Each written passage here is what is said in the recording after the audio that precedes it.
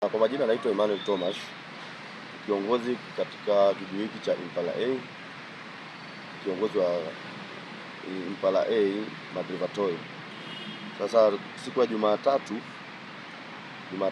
nafikiri ni tarehe 13, tulipatwa na tukio la mwenzetu kupigwa na shoti ya umeme akafariki.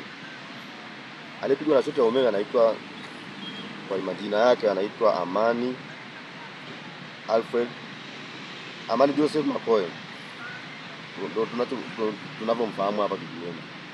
Kwa utambulisho wake amekuja nao hapa kijijini, ndio kwa jina hilo tunamfahamu Amani Joseph Makoe.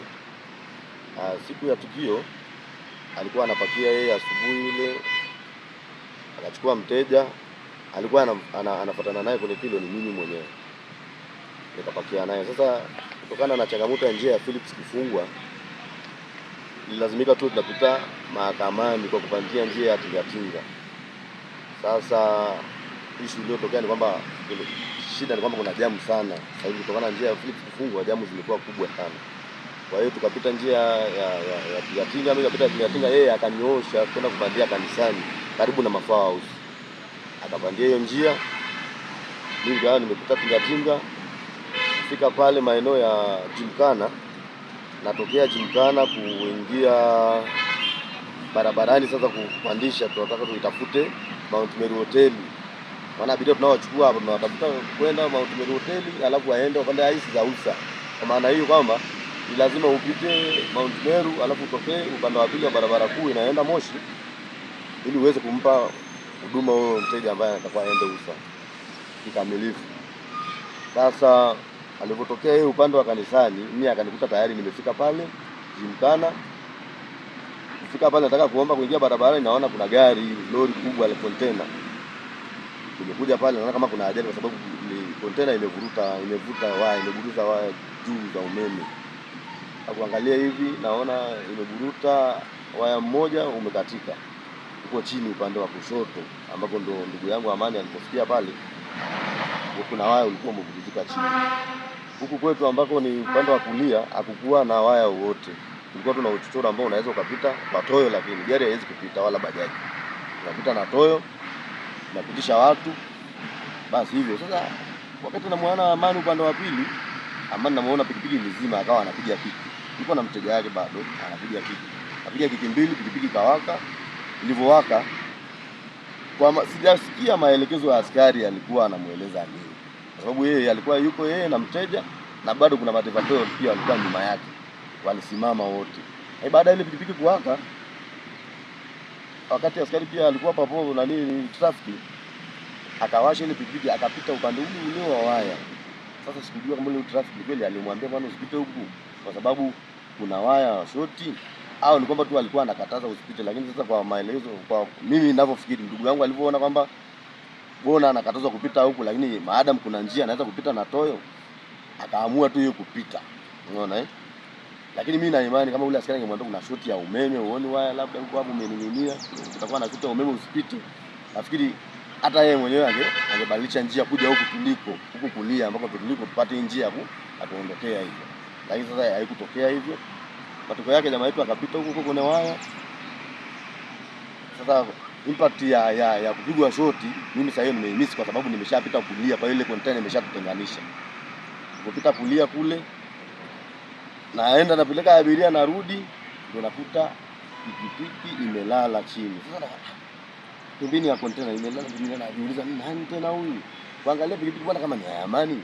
Ikabidi nizunguke kule kulia nilipokuwepo saa zile, ambako wakati narudi na mani kushoto kwangu. Sasa nikapita kule, nikakutana na askari na mwingine upande ule, akaniambia sasa usipite huku tayari mwenzenu ashapigwa, ameshakufa na umeme.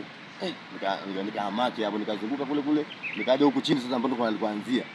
Muangalia kweli ni ndugu yangu Amani, kwa sababu nilimuona na mavazi yake, alikuwa amevaa pikipiki yake plate number naijua.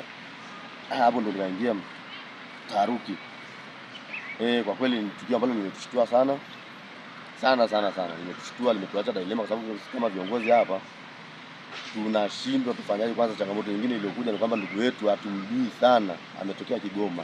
Tulimpokea ametokea Kigoma, na alivyokuja tu amejitambulisha kwamba yeye ni anaitwa Amani Joseph Makoe. Hivyo tukampokea Alikuja pia, alikuwa na aliyemleta anaitwa Mzee Msuya, Swaibu Msuya, ambaye pia ni mzee wetu hapa kijiweni kwa muda mrefu tu. Kwa hiyo hatukuingia mashaka, tulisema kama mzee anamfahamu basi tumpokee ndugu yetu naye atafute riziki yake jinsi hivi ilivyo. Basi shida imekuja basi kwenye kupata ndugu wa jamaa yetu marehemu. Tumehangaika sana, simu zake tumeenda kupekua simu zake, tumekuta simu kubwa iko ndani kwake.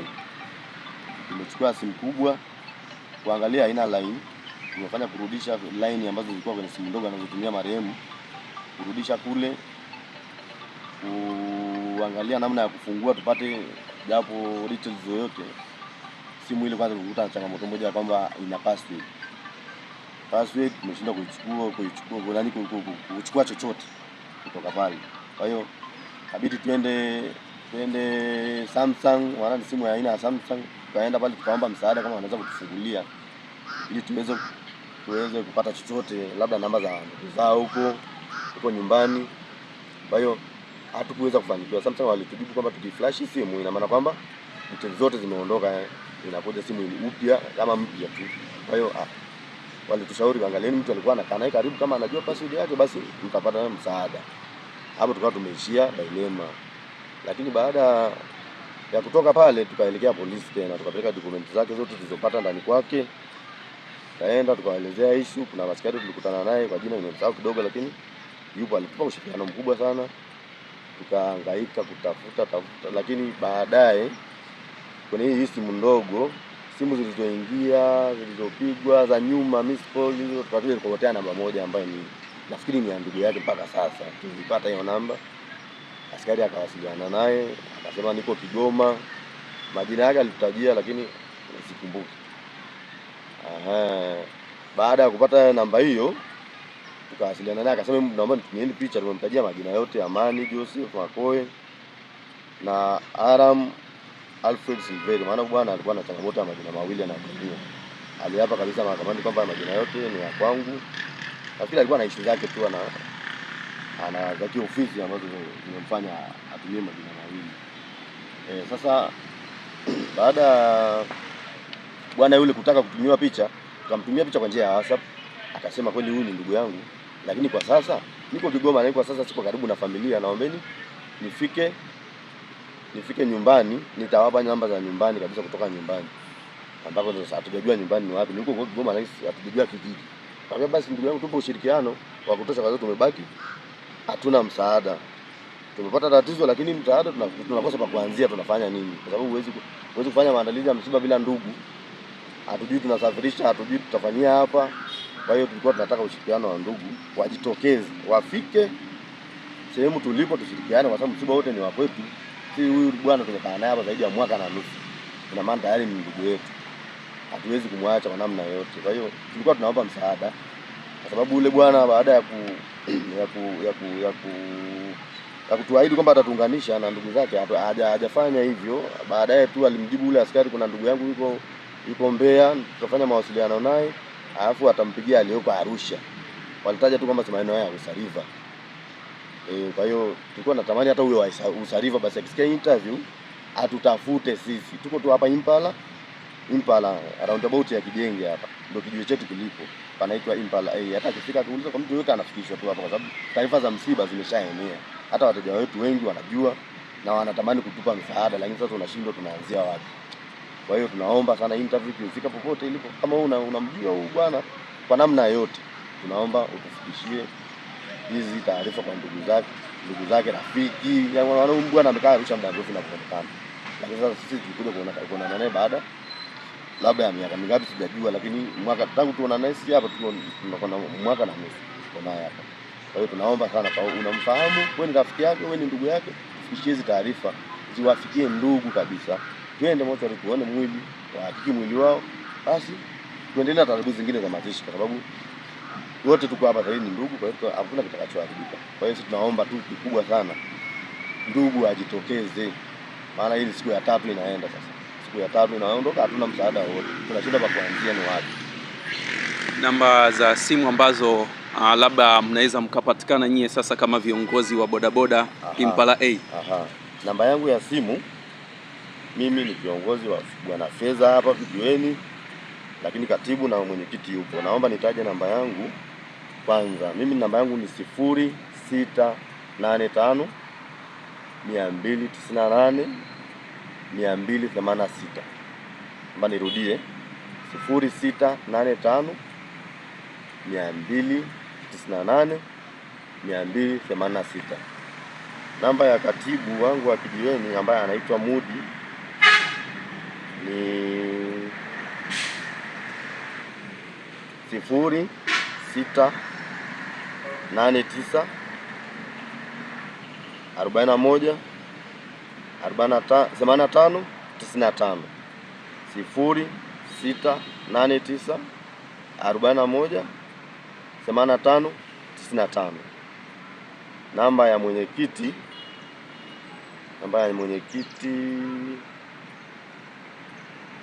anaitwa bwana Daudi Kayombo, ana namba yake ni 0672 50 30 35. Naomba kurudia 0672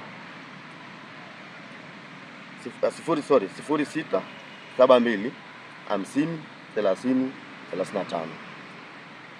Hiyo ndio namba ya viongozi wa kijiwe chetu hiki. Kwa hiyo tunaomba msaada wa hali na mali.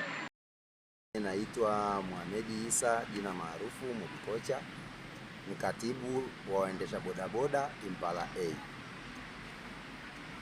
Siku ya tarehe 13 tulipata mshtuko hapa Kijiweni kwetu kwa mwenzetu anaitwa Amani. Alipata ajali maeneo ya Mahakama Kuu pale ya kupigwa na shoti ya umeme. Nilizipata taarifa hizi kupitia bwana Fedha wangu anaitwa Emmanuel. Alinijulisha tumepata tatizo maeneo ya mahakamani, Amani amepata ajali, amepigwa na shoti, amefariki. Kikweli nilipata mshtuko mkubwa, maana nilikuwa niko maeneo ya Kijenge chini, nikakimbia hapa Kijiweni mara moja. Kuna kijana anaitwa Abubakari akanikimbiza mpaka maeneo ya mahakamani. Kufika maeneo ya mahakamani kweli pale nikakuta Amani mahali amepatia tatizo, ameshainuliwa na kuingizwa ndani kidogo pale mahakamani.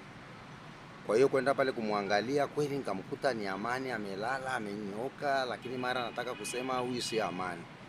Lakini mwisho wa siku ilibidi nikubali baada ya kuona chombo chake kiko pale na nguo alizovaa, nikajua kweli ni Amani. Kutokea hapo nikishirikiana na bwana Emmanuel na watu wengine wa Kijiweni kutafuta sasa tunaweza tukafanya namna gani ya kuwatafuta ndugu wa Amani na kuwapa taarifa kwamba Amani amefariki. Kiukweli tulipambana ndani ya siku hizo zote, hatukufanikiwa mpaka jana tukaamua kwenda kituo cha polisi kupeleka taarifa tena za Amani. Polisi nao wakatusaidia kwa namna zao mpaka pale walipokuja kukuta kuna namba moja nyingine haijaseviwa, wakajaribu kupiga. Baada ya kujaribu kupiga tukampata ndugu mmoja kweli aliyejitambulisha anamfahamu Amani, na sisi tukadhibitisha kweli ni ndugu yake. Baada ya ile simu ya afande na yule bwana ambaye yuko Kigoma walivyokuwa wanachat kwa WhatsApp kuiona picha ya mama yake Amani, ambaye Amani tukiwa Kijiweni kuna siku alinionyesha huyu ni mama yangu kwenye profile picha yake pia Amani. Kwa hiyo sasa tukadhibitisha kwamba huyu ni ndugu yake. Lakini sasa tumebaki na dilema toka jana hiyo. Yule ndugu yake Amani alisema atatupa ushirikiano wa kutupa ndugu yake aliyeko Mbeya wa Mbeya atuconnect na aliyeko Arusha, lakini mpaka saizi hatukuweza kufanikiwa kwa chochote, kwamba hajatuunganisha na simu zake hazipatikani. Kwa hiyo sasa sisi tulikuwa tunaomba serikali na vyombo vya habari viweze kutusaidia hizi taarifa ziendelee kusambaa ili tujue tunaweza kufikia wapi.